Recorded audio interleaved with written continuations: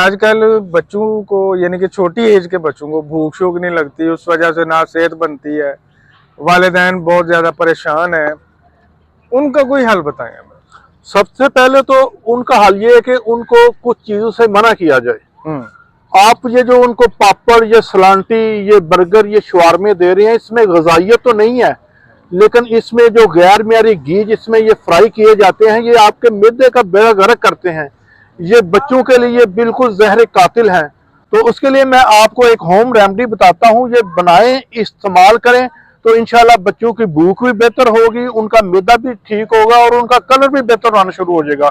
उसके लिए आपने करना क्या है कि आपने 50 ग्राम अनारदाना लेना है, जीरा सफेद आपने 10 ग्राम लेना है, काला नमक आपने 10 ग्राम लेना है और सुंड ये 10 ग्राम लेनी है। ये आप लेके इसको फाइन पाउडर करें और पाउडर करने के बाद ये किसी डब्बी में महफूज कर लें। उम्र के हिसाब से 1 से 2 माह इसको सुबह शाम दें और इंशाल्लाह 1 हफ्ते में आपको रिजल्ट मिलेगा। बच्चे आपके एक्टिव होंगे, खाना खाएंगे, हजम होगा और बिल्कुल सेहतमंद गोल मटोल होंगे। तो फिर हमें दुआओं में जरूर याद रखिएगा।